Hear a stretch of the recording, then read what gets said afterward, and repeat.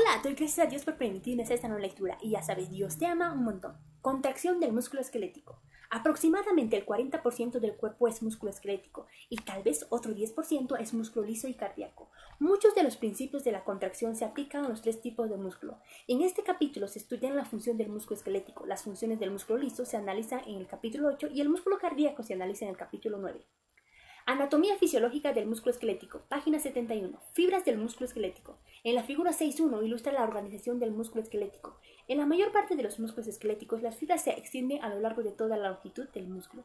Cada fibra está inervada solo por una terminación nerviosa. Las miofibrillas están formadas por filamentos de actina y miosina.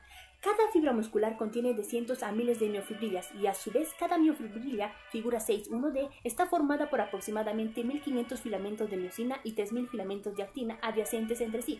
Estos filamentos son grandes moléculas proteicas polimerizadas responsables de la contracción muscular. En la figura 6.1, los filamentos gruesos son miosina y los delgados actina con las siguientes características. Bandas claras y oscuras. Los filamentos de miosina y de actina se interdigitan parcialmente y así hacen que las miofibrillas tengan bandas alternas claras y oscuras. Las bandas claras contienen solo filamentos de actina y se denominan bandas I. Las bandas oscuras, llamadas bandas A, contienen filamentos de miosina, así como los extremos de los filamentos de actina. La longitud de la banda A es la longitud del filamento de miosina. Puentes cruzados. Las pequeñas proyecciones que se originan en los lados de los filamentos de miosina son puentes cruzados, protruyen desde la superficie de los filamentos de miosina en toda su longitud, excepto en el centro. La interacción entre estos puentes cruzados y los filamentos de actina producen la contracción. Disco Z. Los extremos de los filamentos de actina están unidos a los discos Z, figura 6.1e. El disco Z pasa a través de las miofibrillas y de unas a otras, uniéndolas y alineándolas a lo largo de la fibra muscular.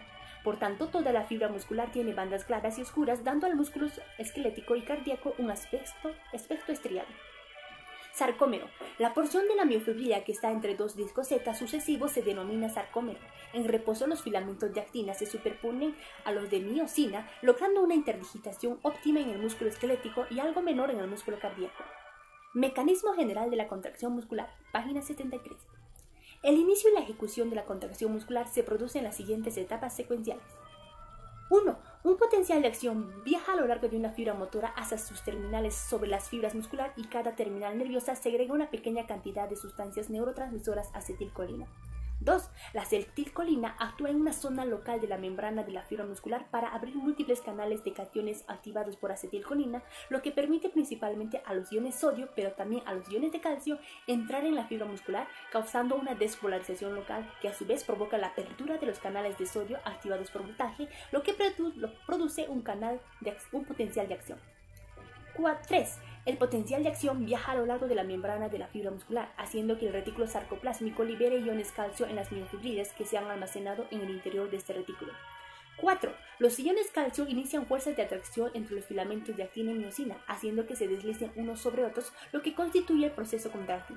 5. Después de una fracción de segundo, los iones calcio son bombeados de nuevo hacia el retículo sarcoplásmico, donde permanecen almacenados hasta que llegue un nuevo potencial de acción muscular. Esta retirada de los iones calcio desde las miofibrillas hace que cese la contracción muscular. Mecanismo molecular de la contracción muscular, página 74.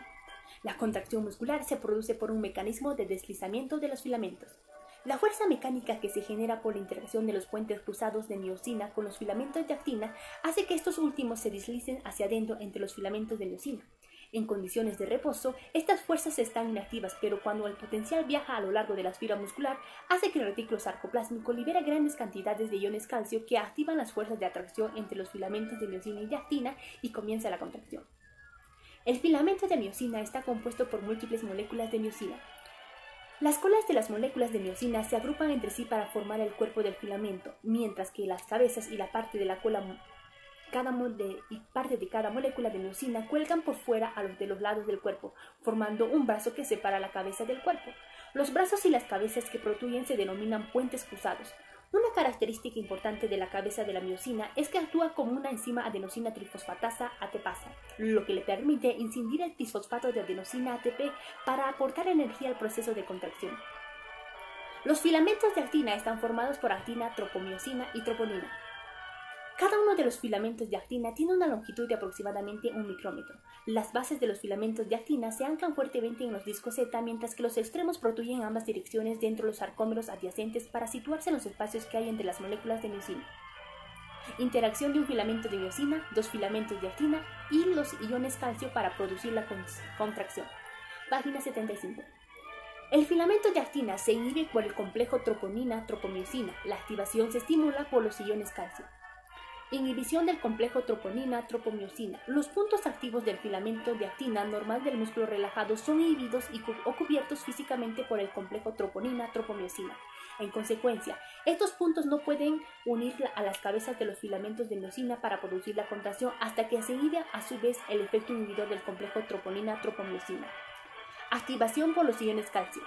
El efecto inhibidor del complejo troponina-tropomiosina sobre los filamentos de actina se inhiben por la presencia de iones calcio.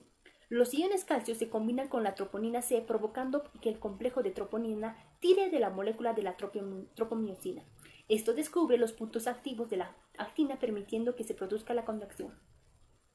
La teoría de la cremallera puede explicar cómo interactúan el filamento de actina activado y los puentes cruzados de miosina para provocar la contracción. Cuando una cabeza se une a un punto activo, la cabeza se desplaza automáticamente hacia el brazo y arrastra con ella el filamento de actina. Este desplazamiento de la cabeza se denomina golpe activo. Inmediatamente después del desplazamiento, la cabeza se separa automáticamente del punto activo. A continuación, la cabeza recupera su dirección extendida. En esta posición se combinan con un nuevo punto activo que está más bajo a lo largo del filamento de actina. Así, las cabezas de los puentes cruzados se curvan hacia atrás y hacia adelante, y paso a paso recorren el filamento de actina, desplazando los extremos de los filamentos de actina hacia el centro del filamento de miosina. El efecto de la cantidad de superposición de los filamentos de actina y miosina determina la tensión desarrollada por el músculo en contracción. Página 77. La potencia de la contracción es máxima cuando la superposición entre los filamentos de actina y los puentes cruzados de los filamentos de miosina también es máxima. El músculo no puede desarrollar su fuerza cuando la longitud del sarcómero es muy alta, ya que no existe superposición entre los filamentos de actina y miosina. La tensión aumenta progresivamente a medida que el sarcómero se acorta y los filamentos de actina y miosina comienzan a superponerse. La tensión máxima que se mantiene cuando la longitud del sarcómero es de 2 micrómetros porque el filamento de actina ha interaccionado con todos los puentes cruzados del filamento de miosina. Con un nuevo acortamiento, los extremos de los filamentos de actina comienzan a superponerse, además de la superposición de los filamentos de miosina, reduciendo la tensión muscular. Cuando la longitud del sarcómero disminuye hasta 1,25 micrómetros, los discos Z del sarcómero se encuentran apoyados en los extremos de los filamentos de miosina y las fuerzas de la contracción disminuyen con rapidez. Energética de la contracción muscular, página 78. La contracción muscular requiere ATP para realizar tres funciones principales. La mayor parte del ATP se emplea para activar el mecanismo de cremallera de la contracción muscular, para bombear iones calcio hacia el interior del retículo sarcoplásmico después de que haya finalizado la contracción. Los iones de sodio y potasio se bombean a través de la membrana de la fibra muscular para mantener un entorno iónico adecuado para la propagación de los potenciales de acción. La energía para la contracción muscular procede de tres fuentes principales.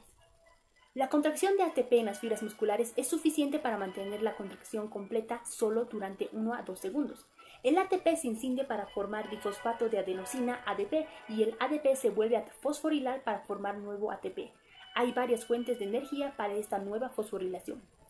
La fosfocreatina contiene un enlace fosfato de alta energía similar a los enlaces de ATP, pero contiene más energía libre. La energía que se libera de este enlace produce a su vez el enlace de un nuevo ion fosfato al ADP. Para reconstituir el ATP, la energía combinada del ATP y de la fosfocreatina almacenados en el músculo es capaz de producir una contracción muscular máxima solo durante 5 a 8 segundos.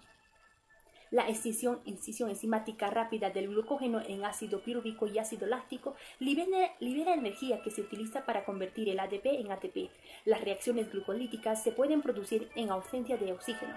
La velocidad de formación de ATP por el proceso glucolítico es aproximadamente 2 a 5 veces más rápida que la formación de ATP en respuesta a la reacción de los nutrientes celulares con el oxígeno. La glucólisis solo se puede mantener una concentración muscular máxima solo durante aproximadamente 1 minuto. El metabolismo oxidativo se produce cuando el oxígeno se combina con diversos nutrientes celulares para liberar ATP. Más del 95% de la energía que utilizan los músculos para la contracción sostenida a largo plazo procede de esta fuente. Los nutrientes que se consumen son hidratos de carbono, grasas y proteínas. Características de la contracción de todo el músculo. Página 79. Las contracciones isométricas no acortan el músculo, al contrario que las contracciones isotónicas. La contracción isométrica se produce cuando el músculo no se acorta durante la contracción. Las contracciones isométricas verdaderas no pueden generarse en el cuerpo intacto, ya que los denominados componentes elásticos en serie se estiran durante la contracción, permitiendo un pequeño acortamiento del músculo. Dichos elementos elásticos son los tendones, las terminaciones del sarcolema, de las fibras musculares y quizás los brazos de los puentes cruzados de miosina. La contracción isotónica se produce cuando el músculo se acorta, pero la tensión permanece constante. Las características de la contracción isotónica dependen de la carga contra la que el músculo se contrae, además de la inercia de la carga. Las fibras rápidas están adaptadas para las contracciones musculares potentes, mientras que las lentas están adaptadas para la actividad muscular prolongada. Cada músculo está compuesto por una mezcla de las denominadas fibras musculares rápidas y lentas, con otras fibras intermedias entre estos dos extremos. No obstante, un músculo dado puede tener fibras musculares predominantemente rápidas, por ejemplo el tibial anterior, mientras que otros pueden tener fibras predominantemente lentas, como ejemplo el sóleo. Las fibras lentas tipo 1 músculo rojo son 1. Más pequeñas, 2. Tienen capilares más extensos y un número muy elevado de mitocondrias para mantener niveles elevados del metabolismo oxidativo. Y 3. Contienen grandes cantidades de mioglobina, lo que da al músculo lento un aspecto rojizo y el nombre de músculo rojo. El déficit de mioglobina roja en el músculo rápido le da el nombre de músculo blanco. Las fibras rápidas tipo 2 músculo blanco son 1. Fibras grandes para obtener una gran fuerza de contracción. 2. Tienen un retículo sarcoplásmico extenso para una liberación rápida de iones calcio. 3. Tienen grandes cantidades de enzimas glucolíticas para liberación rápida de energía por el proceso glucolítico. Y 4. Tienen una vascularización menos extensa y menos mitocondrias porque el metabolismo oxidativo es secundario. Mecánica de la contracción del músculo esquelético, página 80. La sumación de las fuerzas es la adición de los espasmos individuales que aumentan la intensidad de la contracción muscular global. La sumación se produce en dos maneras. Sumación de fibras múltiples. Cuando el sistema nervioso central envía una señal débil para contraer un músculo, las unidades motoras del músculo que contienen las fibras motoras más pequeñas y en menor número, las que estimulan con preferencia a las unidades motoras del mayor tamaño. Después, a medida que aumenta la intensidad de la señal, también se empiezan a excitar unidades motoras cada vez mayores, de modo que las unidades motoras de mayor tamaño tienen con frecuencia una fuerza contráctil hasta 50 veces mayor que las unidades más pequeñas. Sumación de la frecuencia y tetanización. A medida que aumenta la frecuencia de las contracciones musculares, se llega a un punto en que cada nueva contracción se produce antes que haya finalizado la anterior. En consecuencia, la segunda contracción se suma parcialmente a la primera, de modo que la fuerza total de la contracción aumenta progresivamente al aumentar la frecuencia. Cuando la frecuencia alcanza un nivel crítico, las contracciones sucesivas se fusionan entre sí y la contracción aparente ser completamente suave. Esto se denomina tetanización. La hipertrofia muscular es el aumento de la masa total de un músculo. La atrofia muscular es el descenso de la masa. La hipertrofia muscular se debe a un aumento del número de filamentos de actina y miosina en cada fibra muscular. Cuando el número de las proteínas contráctiles aumenta hasta un nivel suficiente, las miofibrilas se dividen en el interior de cada fibra muscular para formar nuevas miofibrilas. Es principalmente este gran incremento en el número de miofibrilas adicionales el que provoca la hipertrofia muscular, si bien en condiciones especiales también puede aumentar el número total de fibras musculares. Atrofia muscular. Cuando un músculo no se utiliza durante un largo periodo de tiempo, la velocidad de degradación de las proteínas contráctiles es mucho más rápida que la velocidad de sustitución, por tanto se produce atrofia muscular.